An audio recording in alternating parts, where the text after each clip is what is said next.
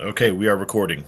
So first off, if you're watching this video, so not Brian because he's here online live, but if you're watching the video, obviously you probably know how YouTube works. But if you look at the bottom of the screen, there's a little gear icon, and you can speed this up.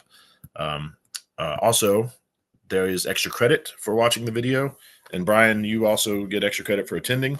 So Brian, I just need you to send me an email when we're done as a reminder, and also so I have a little paper trail. But for anybody who's online, excuse me, anybody who's watching the video, throughout this video, I'm going to give you a few attendance words or attendance phrases, whatever it may be. So when you send your email, you're going to send that list of words or phrases, kind of as proof that you watched this. So, any questions about that? All right. So, the first thing I'll bring up, because Brian asked previously, it's a great question.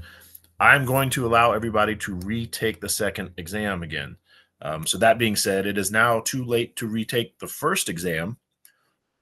But now that it's too late to retake the first exam, you can now come and meet me online and allow me to give you feedback, and we can, I can go over the exam and give you all the correct answers. And you're going to need that because the final exam, half of the final exam is based on the first three exams. So your first three exams serve as your study guide. So you're going to need those correct answers. Additionally, like anything else, if you meet me online and let me give you feedback, then you'll get a 5% boost to that grade. So I highly recommend doing that. But yeah, so again, exam 2, which was past due this past Sunday, it will be reopened if it isn't already. I think I've reopened it, but anyway, I'll reopen it in the next day or two if I haven't already. You can retake it as many times as you want. It's open book. It's not timed. So just keep going until you get a grade that you're satisfied with, at which point you'll need to send me an email telling me that you're ready for me to adjust your grade. And at that point, I will average your first grade and your highest grade. And I'll also bring up one more point. If for some strange reason you keep trying and you can't bring your grade up, then there's nothing to worry about. We will just keep your original higher score, so there's nothing to lose. And nothing to lose will be the first attendance phrase. So that's your first phrase for attendance. Nothing to lose. Anyway, any questions about exam 1 or exam 2? All right, nice and easy. So once exam 3 is due, then the exam 2 retake will be due, right? So you have until that next exam to retake exam 2. And again, after that, it'll be like I just said for exam 1, which is that you can meet me online and get feedback and get all the correct answers. Anyway, let's move forward. I'm going to talk a little bit about the module that we just finished. I'm going to spend more time talking about the upcoming module. Let's see here. I guess I should share my screen. That would help. Bear with me. Okay, there we go. So let's take a look here. Lab 4 is pretty straightforward. I'm trying to think of some of the biggest mistakes I saw. Actually, I didn't. Everybody did. I think it was fairly good job as a class. Some people may have missed both sets of videos. I don't think anybody completely missed all the questions, but I think some people did maybe the first video and questions and didn't do the second. So I will remind you as we're sitting here talking that if there's something that you missed in this lab or any lab, you can redo it, fix your mistakes, and resubmit it. And I'll remind you the official policy in the syllabus is that late work is not accepted and corrections aren't accepted. That's the official policy. But unofficially, I'm telling you, go ahead and get it done. The only catch is I prioritize new work. So I can't guarantee that I will have time to grade your resubmissions, but I can guarantee you that I will try. So did you have any questions about the photosynthesis lab, Brian? No. Okay, perfect. So then let's move forward. Okay, module 5 discussion. All right, so but rather than talk about the module 4 discussion and give you feedback, Instead, we'll just talk about what I expect from the Module 5 discussion, because basically, other than the small details of exactly what's being asked in these prompts, it's pretty much the same thing. And hopefully you guys have noticed the trend here. Basically, generally speaking, what you need to do is compare something from your textbook to something in your source. The biggest mistake I'm seeing is that people are not properly using their sources. So they're not, if you read the rubric, it very often tells you, make sure to explain how that explanation is similar to or different from your textbook. Make sure to directly quote your textbook and your source, right? So you need at least one quote from each, right? So you would say something in this case, right, for genomes and genetic structure, you could describe the difference between prokaryotic and eukaryotic genomes. So you look it up in your textbook, literally just copy it and paste it into the discussion. Make sure you use quotation marks. Then find another source, copy it and paste it. Make sure you use quotation marks, put them both in your source, both in your discussion, and then discuss it, right? Explain how they're similar, explain how they're different, and make sure you are using sources. People are still not doing that. They're not including the link, or in this case, like I was saying earlier, they're not directly quoting it. Now, the more important thing, if you fail to quote it, like it says right here, if you fail to do it directly quote your source, then you'll just lose points, right? But if you fail to use your sources, right, if you don't properly, so if you don't include a link, then I'm not going to grade it. So we're halfway through the semester. People are still making this mistake, and I'm changing things up. From now on, if you make this mistake, it's previously I've been saying, I've been leaving comments and say, hey, can you reply with the links to your sources and all that. Because we're halfway done with the semester, you should not be making these mistakes anymore. So from now on, it's just a 0. That being said, you can still make up for lost points for this module, the future modules, and the modules that we've already done. Just go back, do more than the required number of posts, right? So if you don't have full credit, you can still go back and just do more than 2 replies. Just keep going until you get full credit. But again, make sure you're using sources. Make sure you're using them properly. You have to have a working link to your source. That's the biggest mistake that I've been seeing. Yeah, that's it. So any questions about the Module 5 discussion? All right, nice and easy. Again, I just really want to reiterate this. You have to properly use your sources. All right, and another thing too, sorry, I'll bring this up. For the replies, I don't know why, I think maybe like one student started this, and then maybe other students were reading their posts and got the same idea. So I want to address this too. Your replies aren't supposed to be like you providing an opinion, like, hey, I like what you wrote. Good job. I like how you explained this. You can do that if you want, but for the sake of grading, that's not going to work, right? I don't want you to provide an opinion on someone else's post, and I don't want you to summarize it. That's also another thing I've seen where like someone just like replies to it and basically takes the original post and just summarizes it in their own words. That's not what you want to do, right? You want to add to the discussion.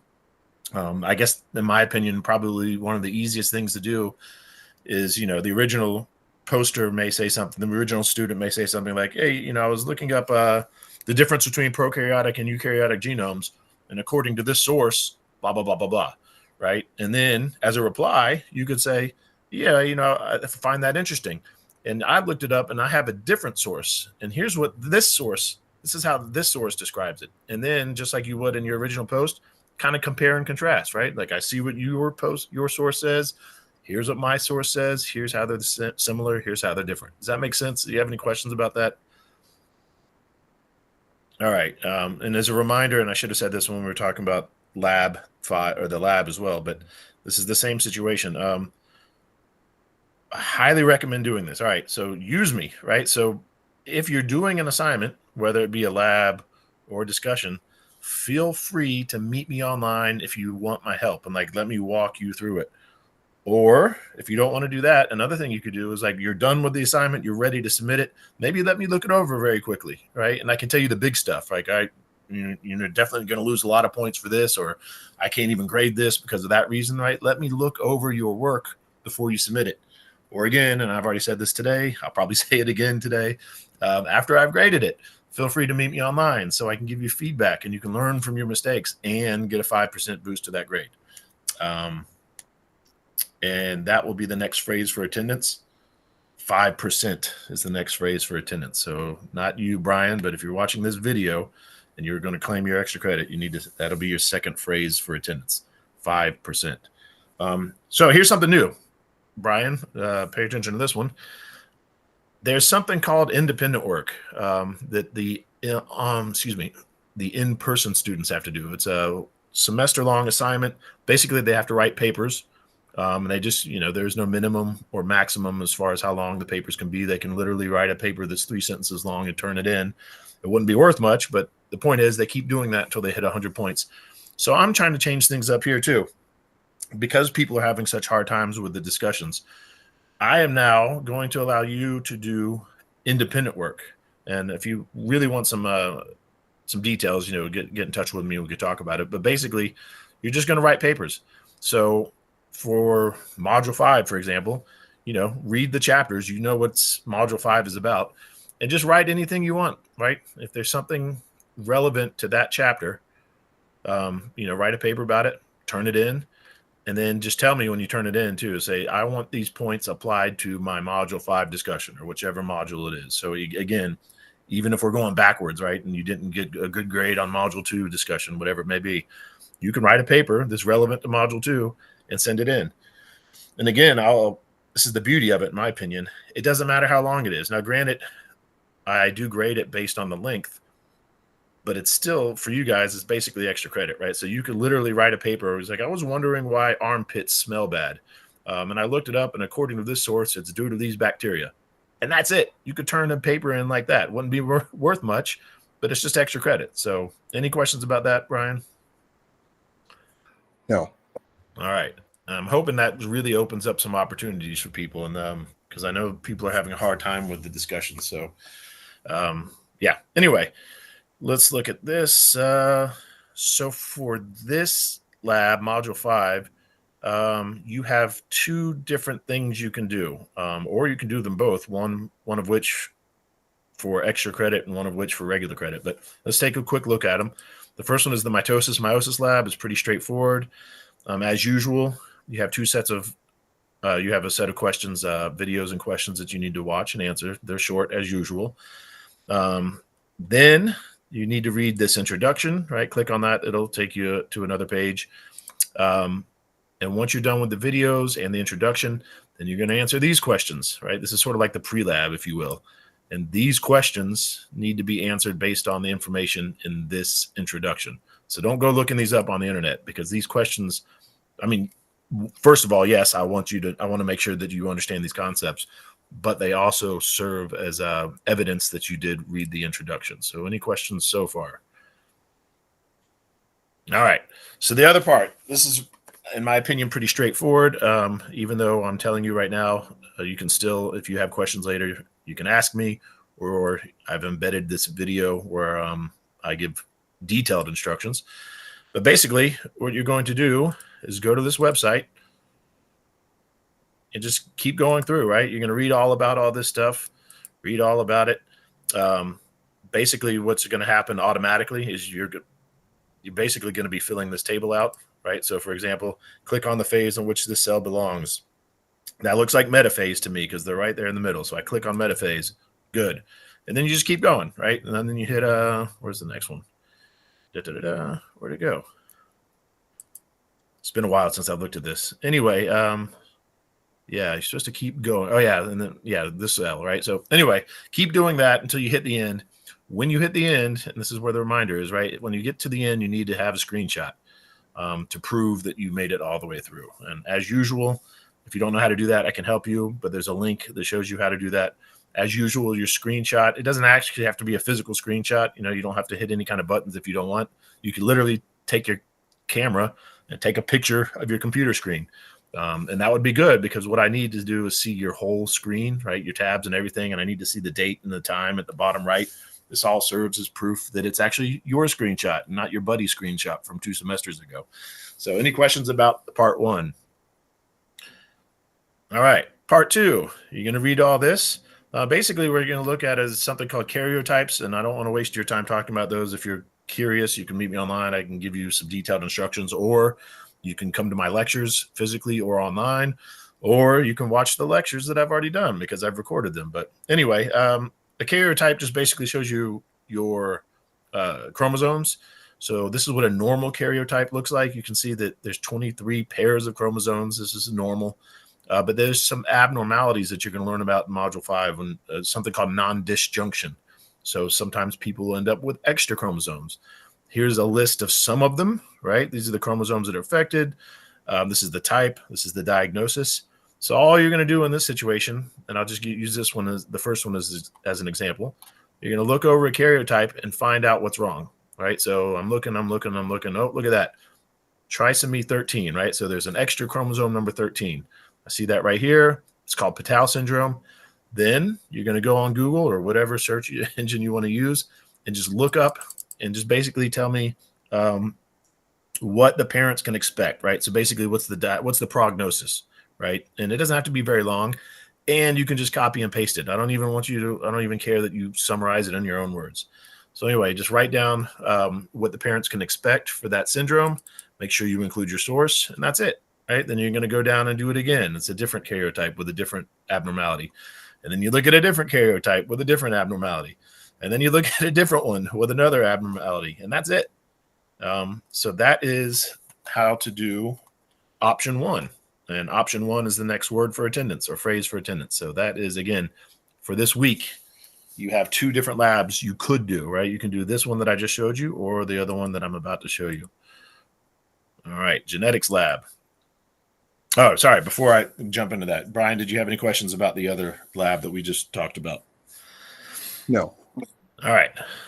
It's 10:17. Let me hurry this up. Time is valuable. I appreciate your patience. So this one is a genetics lab. This is also very similar. You should be used to the layout, right? Once again, there's a video to watch with some questions. It's a short video. Once again, there's an introduction that you need to read. Man, that's typos. And then there's these pre-lab questions. And basically, you need to, again, use the information from the introduction to answer these questions. Don't look them up. The point here is, again, yes, I want to make sure you understand these concepts, but also, again, it's kind of it provides evidence that you read the introduction. So the answers to these questions, largely are vocabulary questions, need to come from the introduction.